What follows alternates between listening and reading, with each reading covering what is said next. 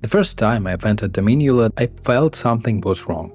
The sunlight was warm, the flowers were beautiful, the women were laughing and dancing, and yet every part of the place felt like it was smiling over a grave. I think that feeling is a real clue, because Dominula is not a simply strange Godskin settlement or random festival madness. I think it is a corrupted revival of Marika's original shaman culture. Not a perfect copy, not necessarily a settlement founded by direct descendants, and not a tradition whose original meaning has survived intact. Dominula feels like a memory that has outlined the people who understood it. The dancing remains, the flower remain, the female celebrants remain, the rituals involving flesh remain. But the reason for all of this is gone. And when every clue is placed together, Dominula begins to look less like an isolated horror story and more like one of the last surviving echoes of Marika before she became a god. As for me, the first clue was not the Godskin Apostle, it was permission. Dominula exists on Altus Plateau, surprisingly close to Lando, in the center of the Erdtree power. This is not a remote cult hiding beyond the reach of the Golden Order. It stands in the heartland of Marika's civilization, openly continuing a violent ritual tradition. That should not be possible. Marika's age in Elden Ring was built through conquest, suppression, and the removal of rival systems of belief. The Fire Giants were nearly destroyed. Destined death was removed from the order of the world. Older cultures were defeated, absorbed, or punished into obscurity. The Golden Order was not famous for allowing dangerous traditions to continue simply because they were old. Yet Dominula survived. The most important evidence comes from Festive Grease. Its description explains that the village festival is an ancient tradition, old enough that Erdtree tactically tolerated its endurance. That phrase makes me consider that Erdtree didn't openly approve the festival. It didn't embrace Dominula as a sacred part of the Golden Order worship. It just tolerated the tradition quietly. That tells us two things. First, the festival predates the Erdtree. Second, the authorities knew about it and made the decision not to erase it. That is strange enough in its own, but the location makes it even more suspicious. Dominula is not hidden. Its celebrants carry weapons made from human remains. Their clothes are stained with blood. The men of the village appear to have become part of the ritual. This is definitely not a harmless seasonal celebration. So why was it allowed to continue?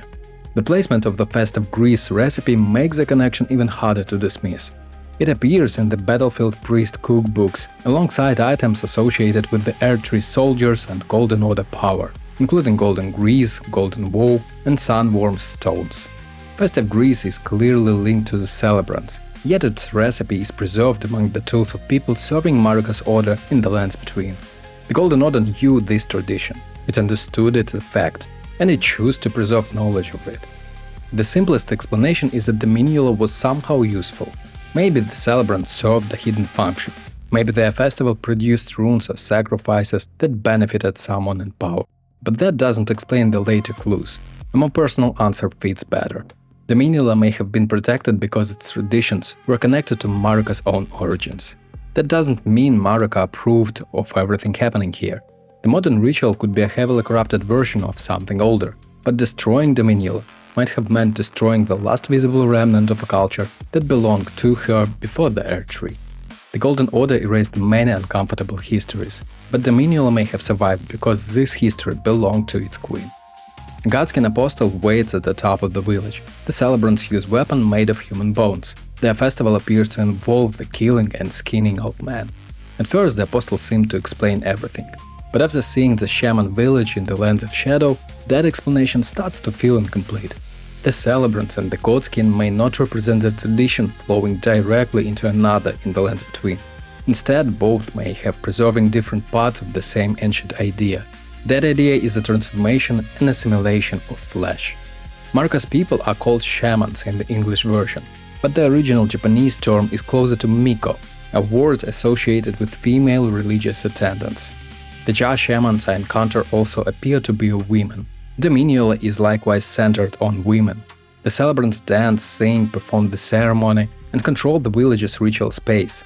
The men appear to have another role entirely, one that may end with their bodies becoming part of the celebration.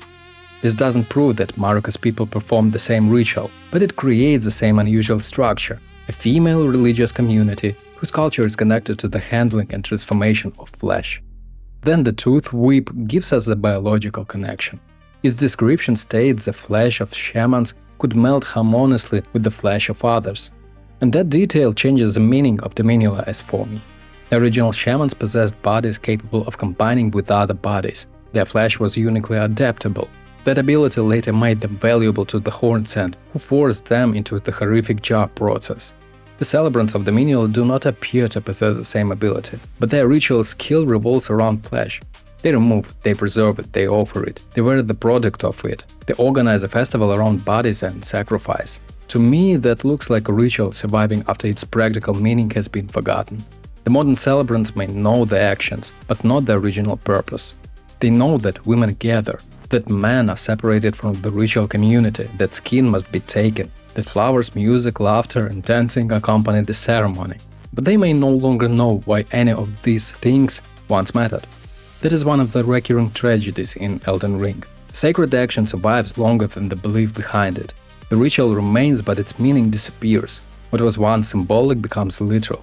What was once transformative becomes cruel repetition. Even the Celebrants' weapons may preserve a faint echo of the shaman ability. Their attacks can generate runes. The original shamans integrated physical flesh into themselves. The Celebrants cannot do that, so their weapons extract something more abstract. Runes, the spiritual residue of life and power. It is not the same ability. And then the Godskin entered the picture. The Godskin noble armor says that the oldest apostles assimilated in human physiology. And again, the word is assimilation. The shamans could melt with other flesh. The ancient gods could incorporate foreign physiology. The Dominula Celebrants collect skin and runes through ritual violence. These drops are not identical, but they all orbit the same concept: bodies becoming more than one thing. That is why I no longer see the Godskin Apostle as a proof that the Godskin invented Dominula's festival. The Apostle may be present, because the Godskins recognized something familiar in the village. Dominula preserved the ceremony, and the Godskin preserved the transformation. The next clues are quieter, but they are what make the theory difficult to ignore. Dominula didn't only repeat a flesh ritual, it visually reconstructs Marika's lost home. The Shaman Village is one of the most peaceful locations in Elden Ring. It is filled with soft light, delicious flowers, simple buildings, and the crushing absence of the people who once lived there. Dominula uses many of those same elements. It is also a rural settlement filled with flowers. Its houses are not exact copies of the same in Shaman Village, but their simplicity, shape, and relationship with the surrounding landscape create a visual resemblance. I don't think that Dominula is meant to be a perfect replica. A perfect replica would suggest direct migration. The same people escaped, moved to Altus, rebuilt their homes, and continued their customs. That is possible, but the evidence in the Shaman Village suggests that almost no one remained. The golden braid and the minor Erdtree incantation created an image of Marika mooring a village that had already been emptied. That makes cultural revival more convincing than direct descent. Dominula may have been built by people who inherited fragments of the old tradition. They knew what the village should feel like, but not every original detail. They recreated flowers, female ritual roles, gathering spaces and festival atmosphere. They rebuilt a memory rather than rebuilding the actual village. Even the difference in flowers supports this. The Shaman Village contains soft, colorful vegetation. Dominula exists on Altus Plateau, where the Erdtree's influence has transformed much of the landscape into shades of gold. The flowers are different, but their importance remains. The environment changes the tradition without erasing it. This is exactly what seems to have happened to the culture itself. The original practice entered Marika's golden world and became something else. Its beauty remained, but the Erdtree recolored it. Its ceremony remained, but the original purpose disappeared. Its memory of Marika remained, but only through symbols. And the strongest symbol may be the celebrant's hair. Marika left a golden braid as an offering to the grandmother in the village before leaving her home behind. This was not a casual act. The braid represents prayer, loss, departure, and Marika's connection to people she could not save. After giving up that braid, Marika's hairstyle would have become asymmetrical, with one side shortened or missing. The Dominula Celebrants wear a strikingly similar asymmetrical hairstyle. That is far more specific than both villages simply having flowers or small houses. Marika's braid is one of the most personal objects in the entire DLC. It belongs to her life before godhood. The Celebrants don't appear to be copying Queen Marika shown in the statues of Lindell. They appear to be preserving the image of Marika at the moment she left the village. That version of Marika was private. It belonged to the Shaman Village. So how did Celebrants inherit that image? Perhaps the hairstyle became part of the ritual tradition. It was worn in honor of Marika's departure. The exact route is definitely uncertain here, but the symbolism is difficult to dismiss. Dominula doesn't remember Marika as an eternal god. It remembers her as a woman who cut her hair, offered a prayer, and walked away from home. At this point, the clues begin to form a clear chain. Festival is older than the Erdtree. The Erdtree allows it to survive. The Celebrants form an all-women ritual community. Their practices revolve around human flesh, their village resembles Marika's home, their hairstyles resemble Marika after she left the Braid behind. Then, at the top of it, stands Godskin Apostle. It is tempting to treat the Apostle as a final answer, but I think it creates a deeper question. Who carried the memory of the shamans from Marika's abandoned village into a tradition connected to a Godskins? This is where Melina becomes relevant, although this part of theory is much less certain. Melina is strongly connected to Marika. She refers to a purpose given to her by her mother. She knows the minor Erdtree incantation associated with the Shaman Village, and in the Frenzied Flame ending she opens her sealed eye and invokes destined death, creating an obvious thematic connection to the Gloam-Eyed Queen. The Godskins are described as the children or followers of the Gloam-Eyed Queen.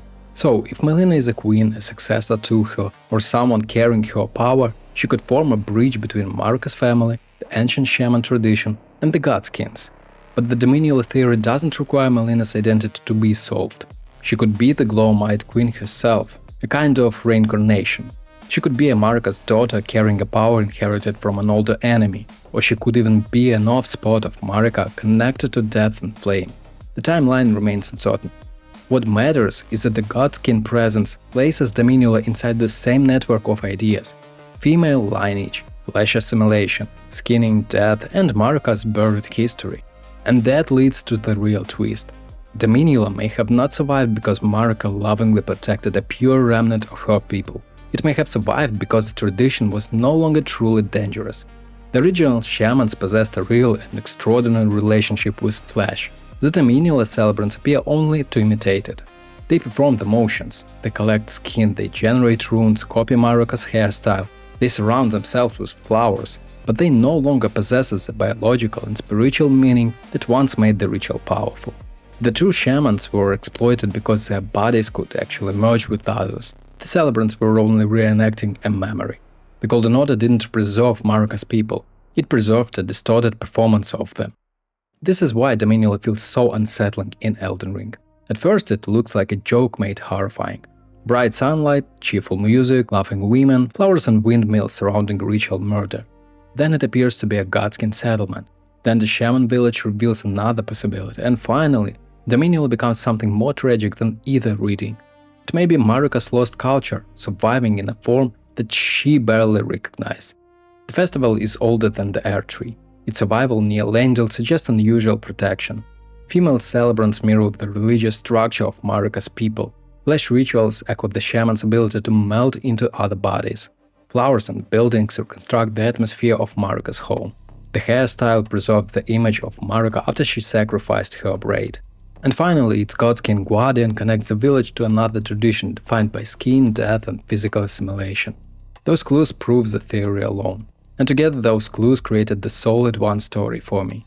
Dominula is a cultural memory that has decayed into ritual. The Celebrants don't need to be direct descendants of the shamans. In some ways the theory becomes even stronger if they are not. They may be people from a later age trying to preserve an identity they never fully understand. They dance because the original women dance. They gather flowers because flowers once mattered. They take flesh because flesh once had sacred or transformative meaning. Dominula is not simply proof that Marika's past survived. It is a proof that survival can become another form of erasure. The Golden Order didn't need to destroy the final memory of Marika's home. It only needed to let that memory continue until no one remembered what it meant. By the time we reach Dominula, the women are still laughing, flowers are still blooming, the ritual is still being performed, but the culture itself is already dead. Thanks for watching, hit that like button and subscribe for more Elden Ring and other Souls-like games, lore and guide videos, and stay sharp out there, Tarnished.